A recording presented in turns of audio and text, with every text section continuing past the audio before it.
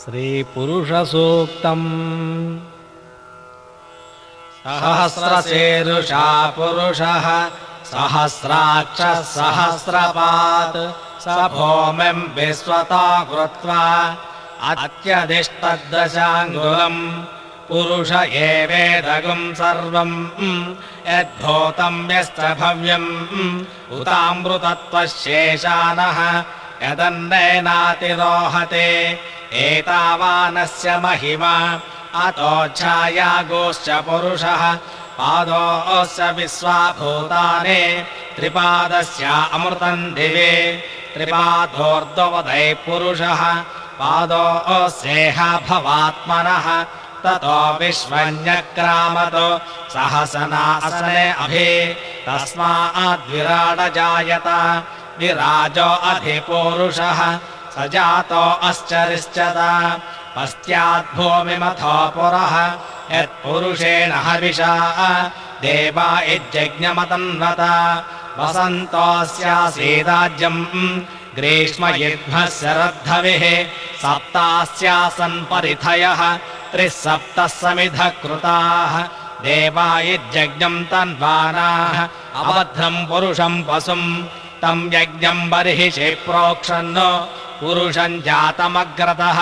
तेन देवा अयजन्ताम् साध्यार्षयस्त्रये तस्माज्जज्ञाः सर्वतः संवृतम् बुषदाज्यम् वसो गुस्तागुश्चक्रे वाजिव्यानो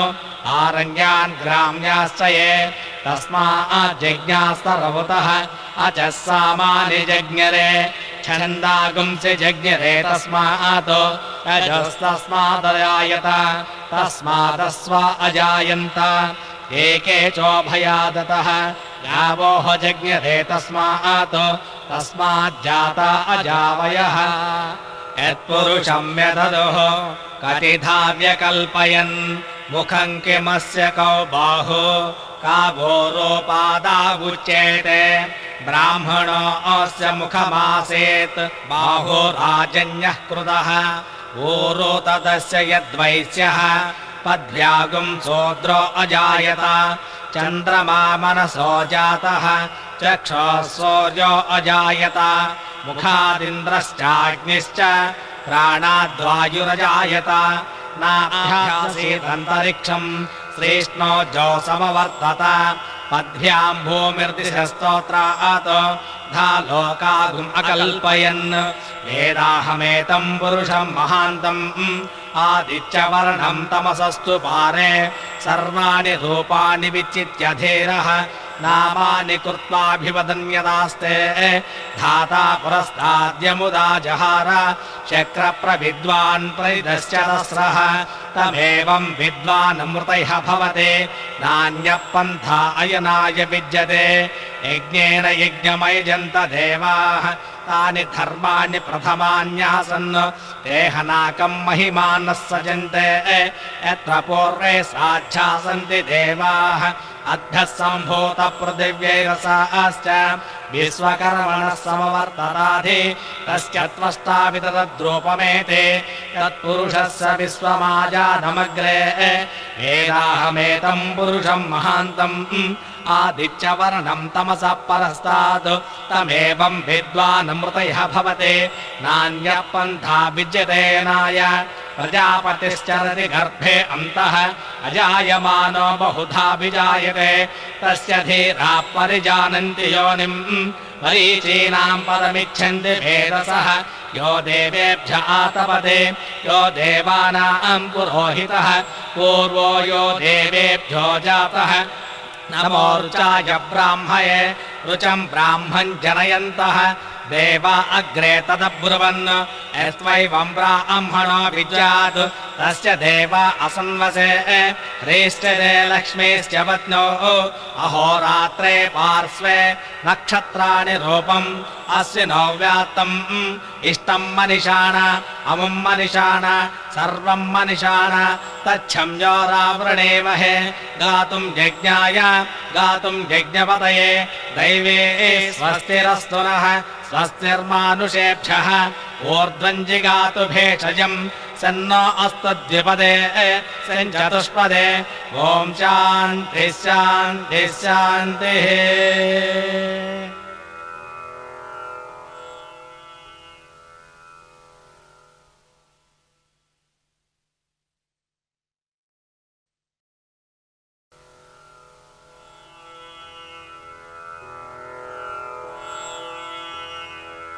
श्रीसूक्तम् हिरण्यवर्णां हरिणीं सुवर्णरजतस्रजां चन्द्रां हिरण्मयीं लक्ष्मीं जातवेदो ममावह तां आवह जातवेदो लक्ष्मीमनपगामिनीं यस्यां हिरण्यं विन्देयङ्गामस्वं पुरुषानहम् अश्वपूर्वां रथमज्जां हस्तिनादप्रबोधिनीं श्रियं देवीमपह्वये श्रीर्मा देवी जुषदां कांसोऽस्मितां हिरण्यप्राकारामार्द्रां ज्वलन्तीं तृप्तां तर्पयन्तीं पद्मे स्थितां पद्मवर्धां तामिहोपह्वये श्रियं चन्द्रां प्रभासां विशसा ज्वलन्तीं त्रयं लोके देवदुष्टामुदाराम् तां पद्मदेवीं शरणमहं प्रपद्ये लक्ष्मीर्मेणस्य तां त्वां वृणे आदित्यवर्णे तमसोऽधिजातो वनस्पतिस्तव वृक्षोदबिल्वः तस्य फलानि तपसानुदन्तु मायान्तरायाश्च बाह्या अलक्ष्मीः उवैतु मां देवसखः कीर्तिश्च मणिना सह प्रादुर्भूतोऽस्मि राष्ट्रेऽस्मिन् कीर्तिमूर्तिं ददातु मे क्षुत्पिपासामलां ज्येष्ठाम् अलक्ष्मीर्नाशयाम्यहम् अभूतिमसमर्द्यं च सर्वानिर्नुद मे गृहात् गन्धद्वारान्तुराधर्षां नित्यपुष्टां करेषिणीम् ईश्वरीगं सर्वभूतानां तामिहोपह्वये श्रियम् श्रीर्मे भजतु अलक्ष्मीर्मे नश्यतु मनसः काममाकोतिं वाचः सत्यमसेमहे असो नागुं रूपमन्नस्य मयि श्रीश्रयतां यशः कर्दमेन प्रजा भूता मयि सम्भव कर्दम श्रियं भासय मे कुले मातरं पद्ममालिनीम् आपस्रजन्तु स्निग्धानि चिक्लीतमस मे गृहे निजदेवीं मातरं त्रियं वासय मे कुले आर्द्रां यःकर्णीं विष्टिं सुवर्णां हेममालिनीम् सूर्यां हिरण्मयीं लक्ष्मीं जातवेदो ममावह आर्द्रां पुष्करिणीं पुष्टिं पिङ्गळां पद्ममालिनीं चन्द्रां हिरण्मयीं लक्ष्मीं जातवेदो ममावह ताम् आवह जातवेदो लक्ष्मीमनपगामिनीं यस्यां हिरण्यं प्रभूतं गावो दास्योऽस्वान् विन्देयं पुरुषानहम् यस्वजः प्रेतो भूत्वा दुहितायाज्यमन्वहम् श्रियः पञ्चदशश्च श्रीकामः सततं जपेत् आनन्दः कर्दमश्चैव चिक्रीत इति विस्तृताः अशयश्चे त्रयः पुत्रा स्वयं श्रीरेव देवता पद्मानने पद्मभूरो पद्माक्षे पद्मसम्भवे त्वं मां भजस्व पद्माक्षीं येन सौख्यं लभाम्यहम् अश्वदायी च गोदायी धनदायी महाधने धनं मे जुषदां देवी सर्वकामार्थसिद्धये पुत्रपौत्रधनं धान्यं मस्त्यस्याजा विगोरदम् प्रजानां भवसि माता आयुष्मन्तं करोतु मां चन्द्राभां लक्ष्मीमीशानां सूर्याभां त्रियमेश्वरीं चन्द्रसूर्याग्निसर्वाभां श्रीमहालक्ष्मीमुपास्महे धनमग्निर्धनं वायुर्धनं सूर्यो धनं वसुः धनमिन्द्रो बृहस्पतिर्वर्णं धनमस्तु ते वैनते यसोमं पिब सोमं पिबत पुत्रः सोमं धनस्य सोमिनो मह्यं ददातु सोमिनी न क्रोधो न च मात्सर्यं न लोभो नाशुभामतिः भवन्ति कृतपुण्यानां भक्तानां त्रिसोक्तं जपेत् सदा वर्षन्तु देवि भावरदिवो अभ्रस्य विद्युतः रोहन्तु सर्वबीजान्यवब्रह्म द्विषोजिः पद्मप्रिये पद्मिनि पद्महस्ते पद्मालये पद्मदलायताक्षे विश्वप्रिये विष्णुमनोनुकूले त्वत्पाद पद्मं महि सन्निधस्व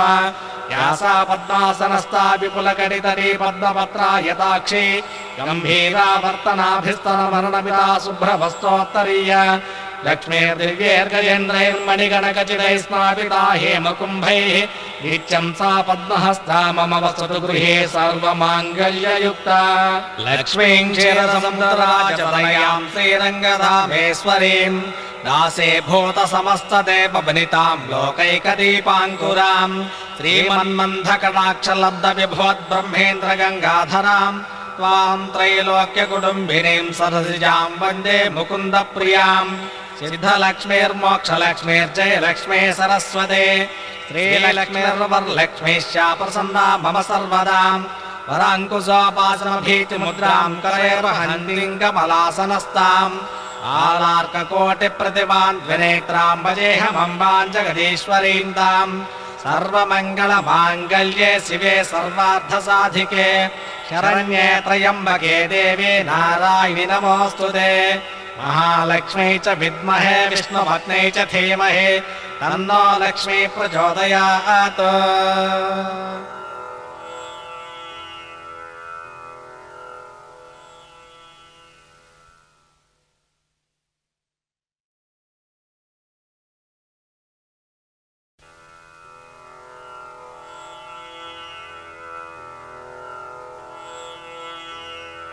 मन्त्रपुष्पम्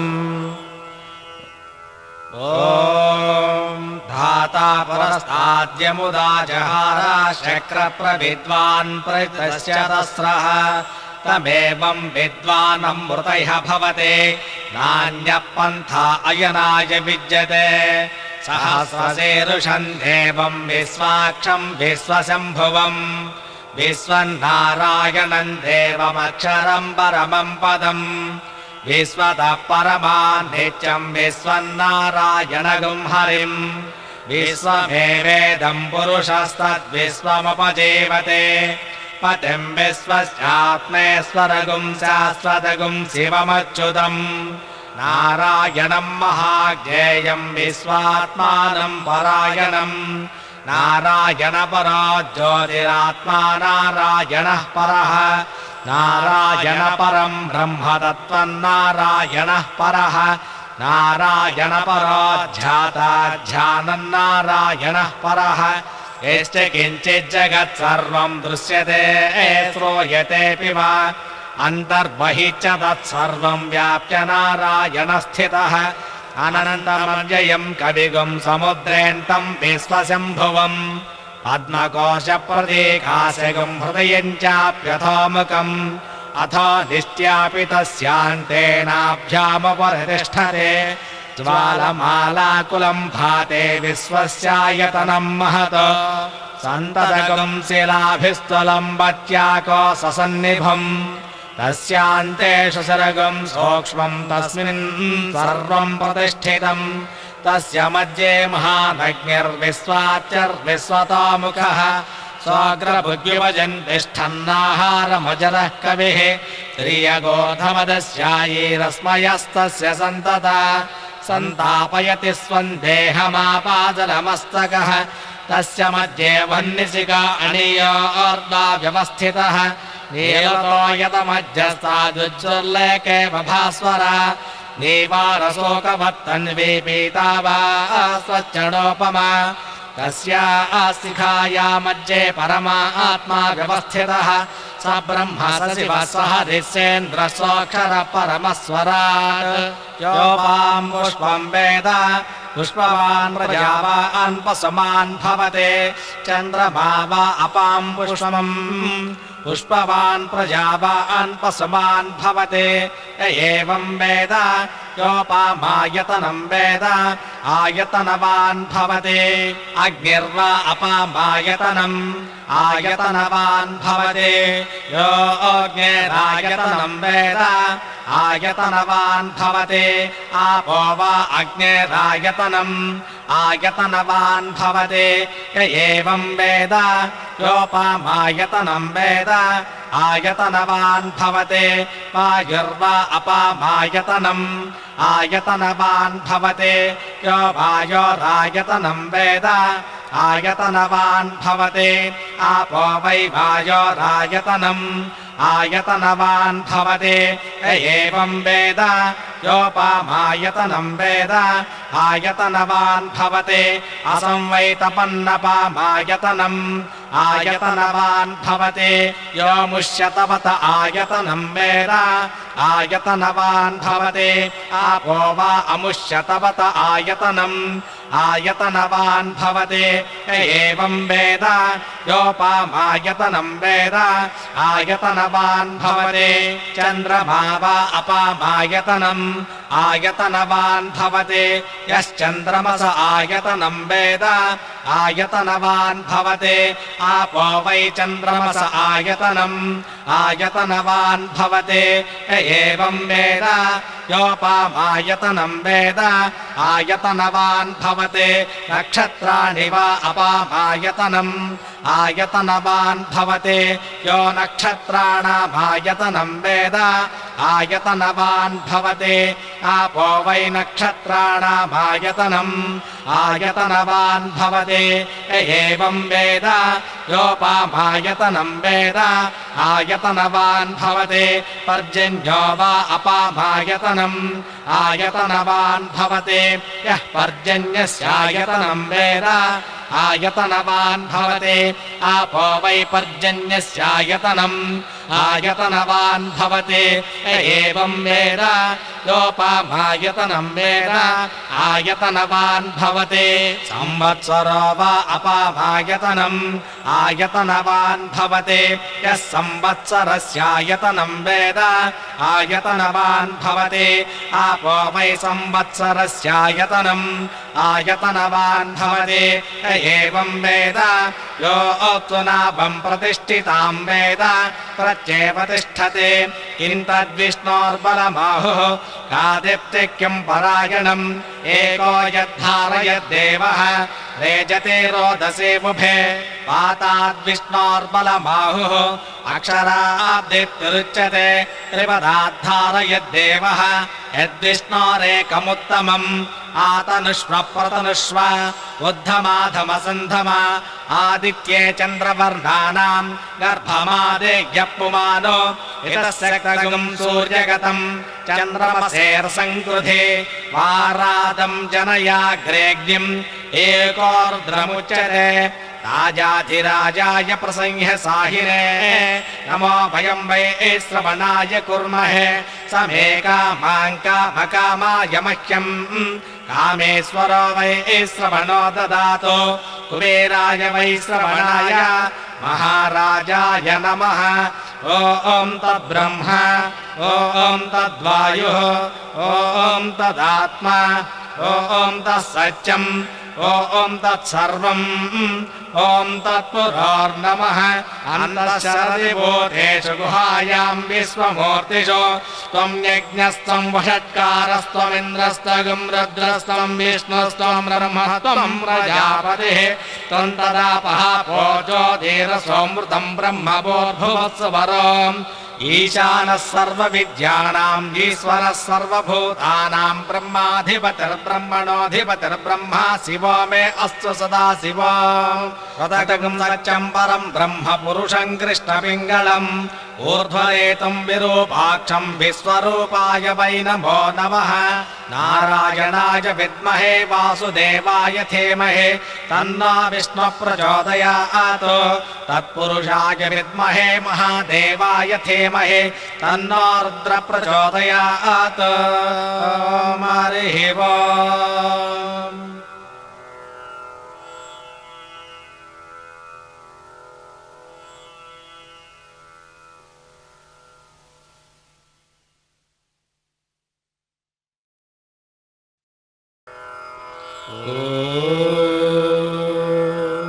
शुक्लाम्बरधरं विष्णुं शशिवर्णं चतुर्भुजं प्रसन्नवदनं ध्यायेत् सर्वविघ्नोपशान्तये अगजानन पद्मार्कं गजाननमहर्निशम् अनेकदन्तं भक्तानाम् एकदन्तमुपास्महे अस्य स्तोत्रस्य अगस्त्य ऋषिः अनुष्टुप् छन्दः आदित्यहृदयभूतो भगवान् ब्रह्मदेवता निरस्ताशेषविघ्नतया ब्रह्मविद्यासिद्ध्या सर्वत्र सिद्धौ च विनियोगः अन्यषडङ्गप्रणवेन रश्मिमते नमः इत्यनेन गायत्र्या षडङ्गमेत्यन्ये ततो युद्धपरिश्रान्तं समरे चिन्तया स्थितम् रावणं चाग्रतो दृष्ट्वा युद्धाय समुपस्थितम् दैवतैश्च समागम्य द्रष्टुमभ्यागतो रणम् उपगम्याब्रवीत् रामामगस्त्यो भगवान् ऋषिः राम राम महाबाहो शृणु गुह्यं सनातनम् येन सर्वा नरेन्वत्सा समरे विजयिष्यसि आदित्यहृदयं पुण्यं सर्वशत्रुविनाशनम् जयावहं जपेन्नित्यम् अक्षयं परमं शिवम् सर्वमङ्गलमाङ्गल्यं सर्वपापप्रणाशनम् चिन्ताशोकप्रशमनमायुर्वर्धनमुत्तमम् रश्मिमन्तं समुद्यन्तं देवासुरनमस्कृतम् पूजयस्व विभस्वन्तं भास्करं भुवनेश्वरम् सर्वदेवात्मको ह्येष तेजस्वी रश्मिभावनः एष देवासुरगणान् लोकान् पाति गभस्तिभिः एष ब्रह्मश्च विष्णुश्च शिवस्कन्दः प्रजापतिः महेन्द्रोदनधः कालो यमः सोमो ह्यपाम्बतिः पितरो वसवः साच्च ह्यश्विनौ मरुतो मनुः वायुर्वह्निः प्रजा प्राणा ऋतुकर्ता प्रभाकरः आदित्यसविता सूर्यः खगः पूषा गभस्तिमान् सुवर्णसदृशो भानुर्हिरण्यरेता दिवाकरः हरिदस्वसहस्रार्चिः सप्तः सप्तिर्मरीचिमान् तिमिरोन्मथनः शम्भुः स्त्वष्टा मार्ताण्ड अंशुमान् हिरण्यगर्भः शिशिरोस्तपनो भास्करो रविः अग्निगर्भोदिते पुत्रः शङ्खः शिशिरनाशिनः व्योमनादस्तमो भेदे रुद्यजुस्सामपारगः घनवृष्टिरपां मित्रो विञ्जवेदिः प्लवङ्गमः आतपे मण्डले मृत्युः पिङ्गलः सर्वतापनः कविर्विश्वो महातेजा रक्तः सर्वभवोद्भवः नक्षत्रग्रहतारणामधिपो विश्वभावनः तेजसामपि तेजस्वी द्वादशात्मा नमोऽस्तु ते नमः पूर्वाय गिरये पश्चिमे गिरये नमः ज्योतिर्गणानां पतये दिनाधिपतये नमः जयाय जय भद्राय हर्यस्वाय नमो नमः नमो नमः सहस्रांशो आदित्याय नमो नमः नमः उग्राय वीराय साराङ्गाय नमो नमः नमः पद्मप्रभोदाय प्रचण्डाय नमो नमः ब्रह्मेशानाच्युतेशाय सूर्यायादित्यावर्चसे भास्वते सर्वभक्षाय रौद्राय वपुषे नमः तमोघ्नाय हिमघ्नाय शत्रुघ्नायामितात्मने कृतघ्नघ्नाय देवाय ज्योतिषां पतये नमः तप्तचामीकराभाय वह्नये विश्वकर्मणे नमस्तमोऽभिविघ्नाय रुचये लोकसाक्षिणे नाशयत्येष वैभूतं तदेव सृजति प्रभुः पायत्येष तपत्येष वर्षत्येष गभस्तिभिः एष सुप्तेषु जागर्ते भूतेषु परिनिष्ठितः एष चैवाग्निहोत्रं च फलं चैवाग्निहोत्रिणाम् वेदाश्च कर्तमश्चैव क्रतूनां फलमेव च यानि कृत्यानि लोकेषु सर्व एष रविप्रभुः येन मापत्सु कृत्स्रेषु कान्तारेषु भयेषु च कीर्तयन् पुरुषः कश्चिन्नावसेदति राघव पूजयस्त्वैनमेकाग्रो देवदेवं जगत्पतिम् एतत्त्रिगुणितं जत्वा युद्धेषु विजयिष्यसि अस्मिन् क्षणे महाबाहो रावणं त्वं वधिष्यसि एवमुक्त्वा तदागस्त्यो जगाम च यथागतम् एतत् श्रुत्वा महातेजा नष्टशोकोऽभवत्तदा धारयामास सुप्रीतो राघवप्रयतात्मवान् आदित्यम् प्रेक्ष्य जप्त्वा तु परम् हर्षमवाप्नुवान् त्रिराचम्यासु चिर्भूत्वा धनुरादाय वीर्यवान् रावणम् प्रेक्ष्य हृष्टात्मा युद्धाय समुपागमतु सर्वयत्नेन महतावधे तस्य धृतो भवतु अधरविरद निरीक्ष्य रामम् मुदितमना परमम् प्रपुष्यमाणः निजरपदि सञ्चयम् विदित्वा सुरगणमज्जगतो वचस्त्वरेति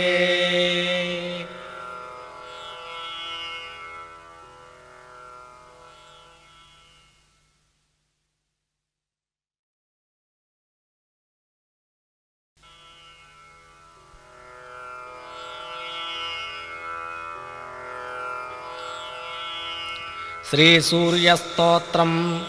ध्याये सूर्यमनन्तकोटिकिरणम् तेजोमयम् भास्करम् भक्तानभयप्रदम् दिनकरम् ज्योतिर्मयम् शङ्करम् कालात्मा सर्वभूतात्मा वेदात्मा विश्वतोमुखः जन्ममृत्युजरा व्याधि संसारभयनाशनम् ब्रह्मस्वरूपमूर्तये मज्जाह्नेतु महेश्वरम् सायं ध्याये सदा विष्णुं त्रिमूर्तिं च दिवाकरम् श्रीसूर्याष्टोत्तरशतनामावलिः ॐ अरुणाय नमः ॐ शरण्याय नमः ॐ करुणारससिन्धवे नमः ॐ करुणालयाय नमः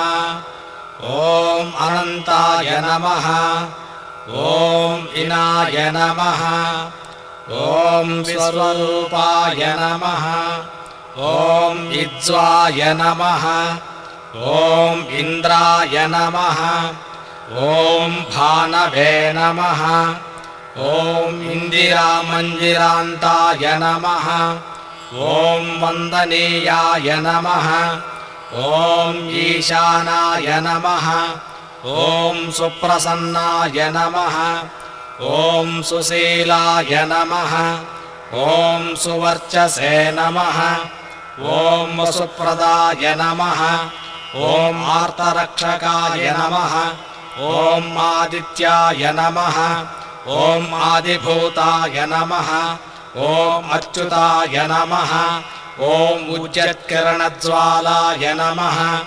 ॐ ऋषिकेशाय नमः ॐ ऊर्जस्वलाय नमः ॐ वीराय नमः ॐ निर्जराय नमः ॐ जयाय नमः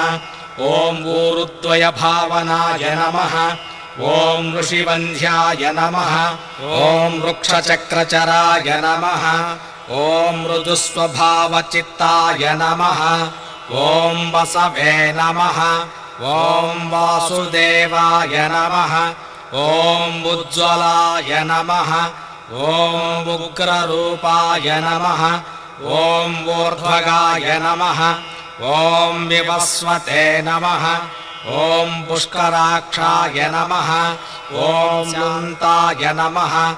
ॐ कान्तिदाय नमः ॐ घनाय नमः ॐ कनत्कनकभूषणाय नमः ॐ खज्जोताय नमः ॐ लोलिताखिलदैत्याय नमः ॐ सत्यानन्दस्वरूपिणे नमः ॐ अपवर्गप्रदाय नमः ॐ आर्यशरण्याय नमः ॐ एकाकिने नमः ॐ भगवते नमः ॐ गुणात्मने नमः ॐ गुणिभृते नमः ॐ बृहते नमः ॐ ब्रह्मणे नमः ॐ ऐश्वर्यदाय नमः ॐ अमरेशाय नमः ॐ परस्मै ज्योतिषे नमः ॐ भास्कराय नमः ॐ रवये नमः ॐ नित्यस्तुत्याय नमः ॐ ऋकारामातृकावर्णरूपाय नमः ॐ उज्ज्वलतेजसे नमः ॐ वृक्षिदिनादिमित्राय नमः ॐ शर्वाय नमः ॐ हरिरस्वाय नमः ॐ सौरये नमः ॐ भक्तवस्याय नमः ॐ जयिने नमः ॐ जगदानन्दहेतवे नमः ॐ जन्ममृत्युजराव्याधिवर्जिताय नमः ॐ स्थायात्मस्वरूपिणे नमः ॐ असुराय नमः ॐ कमनीयकराय नमः ॐ अब्जवल्लभाय नमः ॐ अन्तर्बहिःप्रकाशकाय नमः ॐ अचिन्त्याय नमः ॐ आत्मरूपिणे नमः ॐ अच्युताय नमः ॐ ह्रीङ्कारसम्पर्काय नमः ॐ प्रसन्नाय नमः ॐ श्रीमते नमः ॐ भास्कराय नमः ॐ हरये नमः ॐ परमात्मने नमः ॐ तरुणाय नमः ॐ वरेण्याय नमः ॐ ग्रहाणां पतये नमः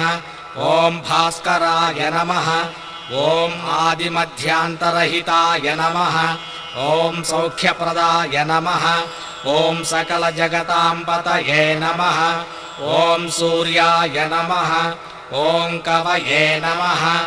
ॐ नारायणाय नमः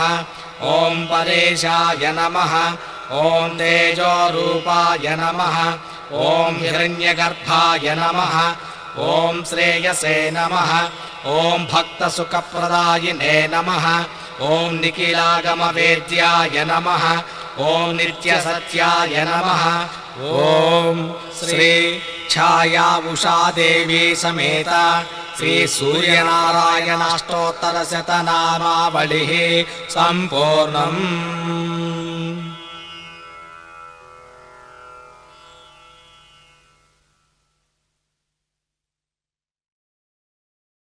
श्री सूर्याष्टकम्।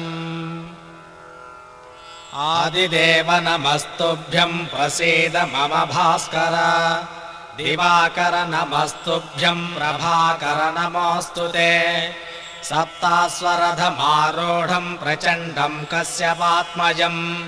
श्वेतपद्मधरं देवं तं सूर्यं प्रणमाम्यहम् लोहितं रथमारूढं सर्वलोकपितामहम् महापापहरं देवं तं सूर्यं प्रणमाम्यहम् त्रैगुण्यं च महासौरं ब्रह्म विष्णुमहेश्वरं महापापहरं देवं तं सूर्यं प्रणमाम्यहम् बृंहितं तेजसां पुञ्जं वायुराकाशमेव च प्रभुस्त्वं सर्वलोकानां तं सूर्यं प्रणमाम्यहम् बन्धूकपुष्पसङ्काशं हारकुण्डलभूषितम्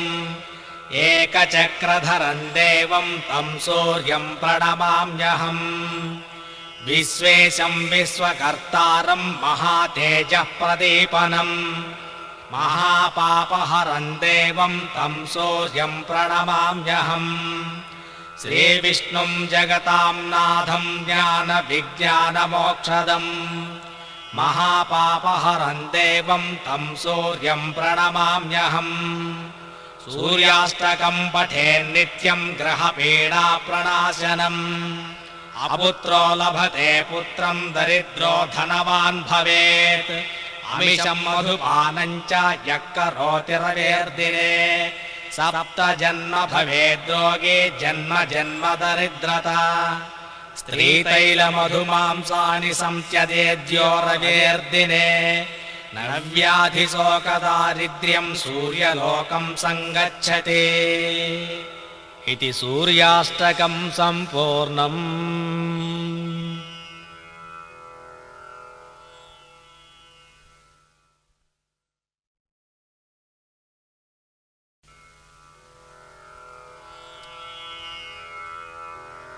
जपाकुसुमसङ्काशं काश्यपेयं महाद्युतिं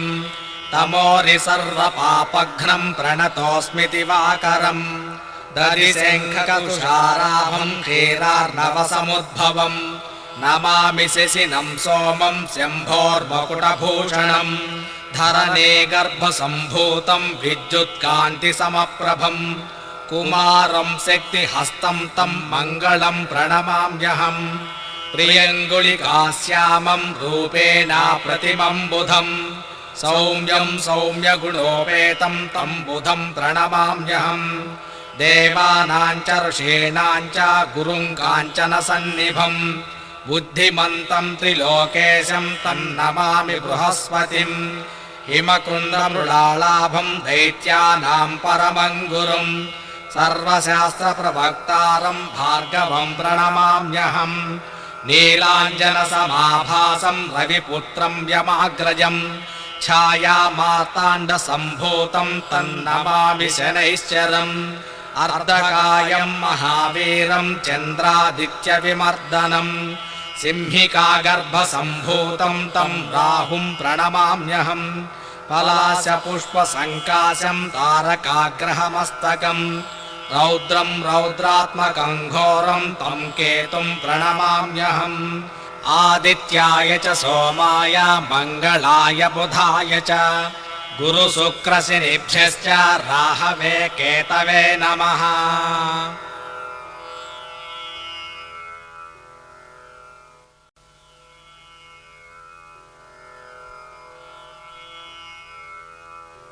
श्रीदुर्गासूक्तम् ह्रीङ्कारासनगर्भितानलशिकां शौक्लीङ्कलां बिभ्रतीं संवर्णाम्बरधारिणीं वरसुधाधौतां त्रिनेत्रोज्ज्वलां वन्दे पुस्तकपाशमङ्कुशधरां स्रग्भूषिताम् उज्ज्वलां त्वां गौरीन्द्रिपुरां परात्परकलां श्रीचक्रसञ्चारिणीम् ॐ जातवेदसे सुनवामसो ममराति यतो निदहाति वेदः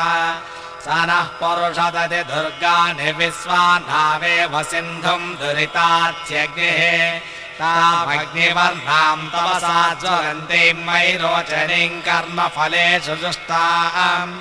दुर्गां देवीं शरणमहं प्रपद्येषु तरसि तरसे नमः। अग्ने त्वं पारयान्नव्यो अस्मान् स्वस्तिभिरति दुर्गाणि विश्वा ओषपृथ्वे बहुलान पूर्वे भवातोकायतनयाय संयोः विश्वानि नो दुर्गः जातवेधः सिन्धुन्दनावादुरितादिवर्हि अग्ने अतिर्वरमनसा गृणानो अस्माकं भोज्यविधातनो नाम् प्रतनादिदगुं सहमानमुग्नमग्निगुं भवेम परमास्तदस्तात् स नः परुषदति दुर्गाणि विश्वाक्षामद्देवो अधिदुरिताच्यग्निः प्रत्नोचकमेज्यो अध्वरेषु सनाच्यहोदानव्यसहच्चे स्वाञ्जा आग्ने तनुवं विप्रयस्वास्मभ्यं च सौभगमायजस्व को विर्जिष्टमयि जोधिक्रन्तवे इन्द्रविष्णोनुसञ्चरेम नाकस्य पुष्टमपि सम्बसा नो वैष्णवील्लोकह्यमादयन्ताम् कात्यायनाय विद्महे कन्यकुमारि धीमहि तन्नो दुर्गे प्रचोदयात् सहस्रपरमा देवी शतमूला शताङ्कुरा सर्वगुं हर्तु मे पापं दूर्वा दुःस्वप्ननाशिने काण्डात् काण्डात् प्ररोहन्ते परुषः परुषः परे एवानो दूर्वे प्रतनु सहस्रेण शतेन च या शतेन प्रतनोषि सहस्रेण विरोहसि तस्या आस्ते देवीष्टके विधेमः हविषा वयम् अश्वक्रान्ते रथक्रान्ते विष्णुक्रान्ते वसुन्धरा शिरसा धारयिष्यामि रक्षस्वमां पदे पदे भूमिर्धेनुर्धरणे लोकधारिणे उद्धृता शिवरागेण कृष्णेन शतबाहुना गौरीमिमाय सलिलानि तक्षत्येकपदे द्विपदे चतुष्पदे अष्टापदे नवपदे बभूषे सहस्रा अक्षरा परमे व्योमन्।